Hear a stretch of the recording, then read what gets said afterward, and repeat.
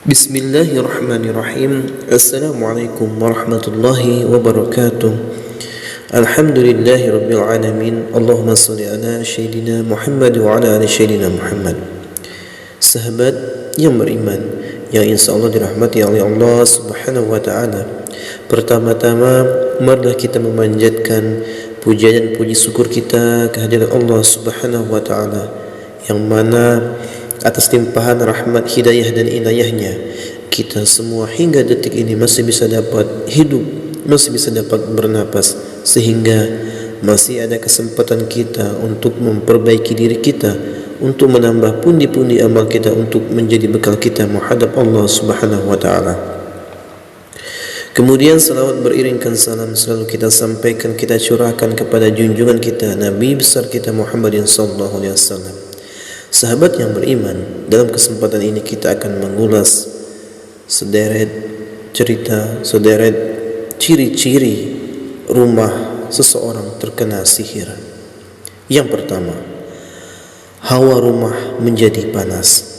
Apabila hawa rumah mendadak terasa panas, dan tidak hanya terjadi di siang hari saja, bisa jadi rumahmu telah dikirimi santet atau sihir oleh seseorang.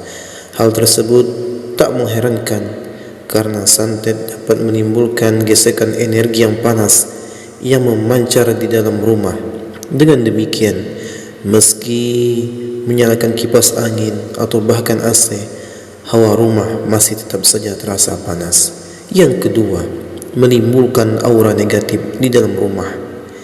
Selain hawa panas, ciri-ciri rumah terkena santet ataupun sihir yang harus kita kenali berikutnya ialah adanya aura negatif. Tak banyak yang menyadari aura negatif yang muncul karena santet bisa membuat orang merasa tidak nyaman saat berada di rumah. Parahnya lagi, tidak jarang aura negatif yang muncul karena santet itu membuat rumahmu terlihat suram dan membuat orang menjadi malas untuk datang ke rumahmu. Kemudian yang ketiga, sering terjadi pertengkaran.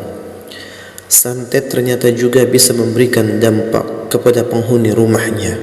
Salah satu ciri-ciri rumah terkena santet ialah sering terjadi pertengkaran. Hal tersebut biasanya disebabkan karena hal-hal sepele oleh adanya aura negatif yang datang ke rumah dari ilmu santet. Kemudian yang keempat, rumah terlihat menyeramkan. Selanjutnya, suasana rumah yang terlihat menyeramkan ternyata bisa menjadi ciri-ciri rumah kena santet. Sayangnya, ciri-ciri ini agak sulit untuk diketahui karena biasanya hanya orang luar saja yang bisa merasakannya, sementara penghuni rumah tidak bisa. Nah, suasana rumah yang terlihat menyeramkan ini bisa membuat pengunjung yang datang ke rumahmu menjadi tidak betah untuk berlama-lama di sana. Kemudian yang kelima, penghuni rumah diganggu jin. Jangan pernah sepelekan jika kalian mulai merasakan beberapa tanda aneh di rumah, seperti sering mendengar suara berisik tanpa diketahui sumbernya, benda-benda sering terjatuh tanpa sebab, atau bahkan munculnya binatang aneh. Perlu kita ketahui, tanda-tanda aneh tersebut bisa jadi ulah dari jin yang dengan sengaja dikirim untuk mengganggu penghuni rumah. Kemudian yang keenam, keadaan rumah selalu terlihat kotor. Apakah kita pernah merasa rumah selalu kotor walau sudah dibersihkan berkali-kali? Jika iya, bisa jadi hal tersebut terjadi bukan karena disebabkan oleh angin yang membawa debu kotor, tetapi karena adanya sihir hitam yang sedang ada di dalam rumah. Sebagai informasi untuk diketahui, tanda tersebut muncul sebenarnya bertujuan untuk mengganggu kenyamanan si penghuni rumah. Kemudian yang ketujuh, ada anggota keluarga yang sakit tanpa sebab. Perlu kita waspadai apabila ada anggota keluarga yang sering jatuh sakit secara tiba-tiba, terlebih lagi jika penyebab sakitnya itu tidak diketahui secara medis. Pasalnya, hal tersebut bisa jadi karena dampak dari rumah yang terkena santet. Bahkan yang paling parahnya, anggota keluarga bisa sampai meninggal dunia. Kemudian yang kedelapan, tercium bau busuk yang sangat tajam.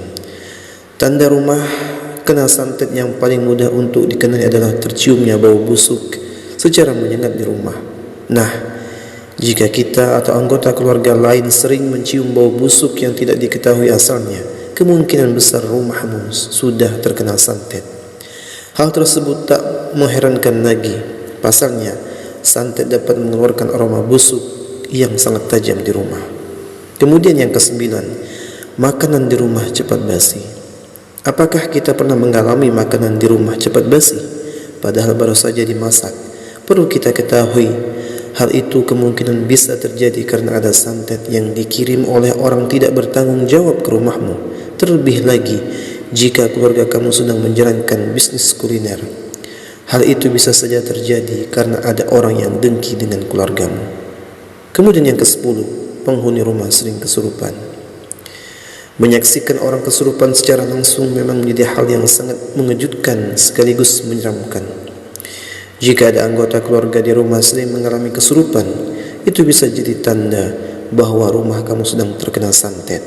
Perlu kita ketahui, penghuni rumah yang kesurupan terjadi sebagai dampak dari santet atau gangguan dari makhluk halus yang dikirim ke rumah.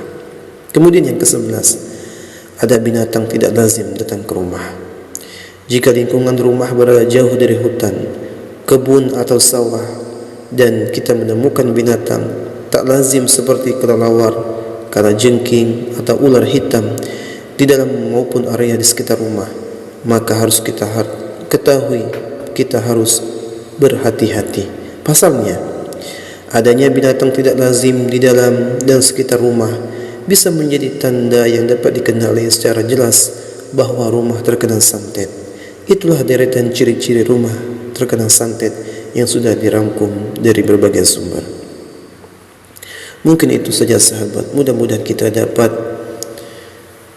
melakukan ibadah-ibadah kepada Allah Subhanahu wa taala dengan cara menjalankan semua perintah-perintahnya serta menjauhi larang-larangannya, serta kita meminta pertolongan kepada Allah agar kita dijauhkan dari gangguan-gangguan sihir, santet maupun gangguan-gangguan dari jin. Mudah-mudahan kita diselamatkan oleh Allah Subhanahu wa taala. Amin amin ya rabbal alamin. Itu saja, saya akhiri.